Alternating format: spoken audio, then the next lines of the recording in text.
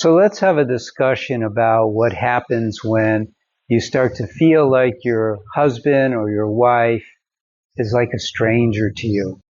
What's actually causing that? This is not something that never happens to people. It happens to a lot of people. And there's a reason that I've identified. I call it overfamiliarity. And what that word means basically is that you are familiar with each other. You know each other really well, but you're over familiar. And you start to see each other not like when you first got together, but you start to see each other more like, there it is again. You're telling me another joke I've heard 1,000 times, or you're nagging me about something you've nagged to me about 1,000 times. And it's a put off. You start feeling put off. And this is normal. This is normal. Does it mean that it's unpreventable? No, it's totally preventable.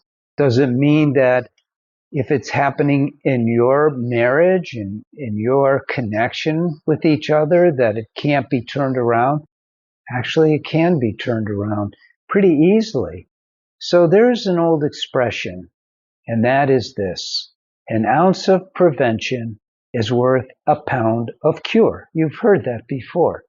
In other words, if you get a lot of exercise, you're probably not going to have heart problems. And if you're eating right, you're going to be healthier. This is an ounce of prevention, because the cure is not so good. So in marriage, what happens is overfamiliarity. I've listed it as the number one killer. So I'm Paul Friedman. I founded the Marriage Foundation. And in 2001, when I used to be a divorce mediator, a couple asked me to help them heal their marriage. And we came up with some things that are pretty good. In fact, to this day, we now have online courses and such to help people with their marriages. But coming back to this topic, I listed overfamiliarity as the number one killer of marriages. You know, most people look towards, I'm abused, or, that's the number one killer, or the number one killer is drugs, or the number one killer is alcohol addiction. There's a lot of those things, but they all really boil down to taking each other for granted, not recognizing any longer, and this is the key, not recognizing any longer that the person that you're married to is your soulmate. They're the only one in the world who you should be learning to love unconditionally. And that's the cure. And it may be a pound of cure, but trust me, it's a really good thing to do. And I'll be honest with you, what I've discovered, and you could put in your comments as to what you think really helps people. But I think the purpose of marriage itself is to learn to love your spouse unconditionally, because that's what makes us happy. And we get married to be happy. I would like to ask you in the comments section to put in the reason why you wanted to marry the person you married. It would really help me understand you better. And that's important. And that's something that, you already think you understand your spouse from beginning to end, top to bottom. And the truth is you do better than they understand themselves. But instead of using that to find their flaws and try to correct their flaws, we should use that closeness we have to them to always encourage them in the areas where they're strong. You know what I mean? Kind of same thing we do with our children. If we have a child who's really into math, we encourage them, I'll do this math. We get them math books and all of this stuff. And if they're lousy in sports, we don't try to make them into Michael Jordan or anything. We work with what is there. And the same thing is true when you're married. Honestly, it works much better. So I'd love to get your opinion on this. And I'd also love for you to stick around and listen to what I perceive as being the next steps. Thank you for having watched this video. I sure hope it was useful to you. Now I want to talk to you about your marriage.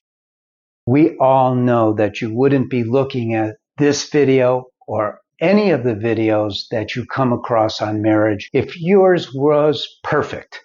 Well, I'm here to tell you that not only should you be working on your marriage, but you should be working on your marriage scientifically.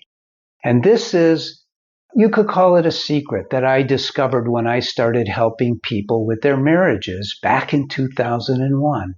I discovered that there is a mechanical element to marriage. Now, that doesn't mean it's a machine. Think of it more like a plant.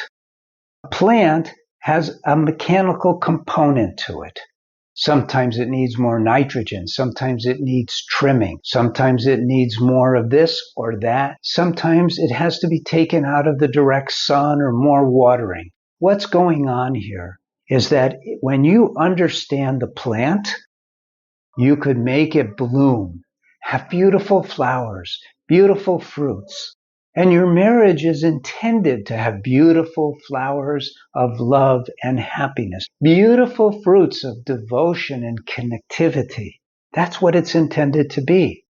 I also discovered something that is vital to know, and that is that one of you alone can save your marriage.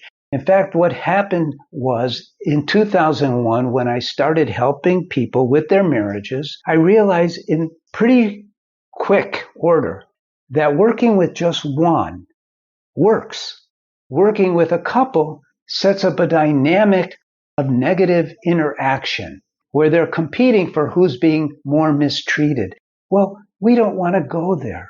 And so in the courses that I have, online courses, which I believe are on sale now, so you should take advantage of that.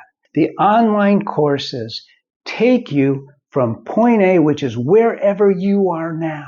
And many people who come to us because it's a last resort, nobody wants to put in the effort and spend the money to save their marriage. But I don't believe in just saving your marriage. I want your marriage to be the most amazing marriage that ever was. And I can show you how, step by step. I give you techniques, I give you methods, I give you milestones, and you will learn how to make your marriage amazing. It's a beautiful thing. You could take a look at all of the reviews on our website. They're all very positive.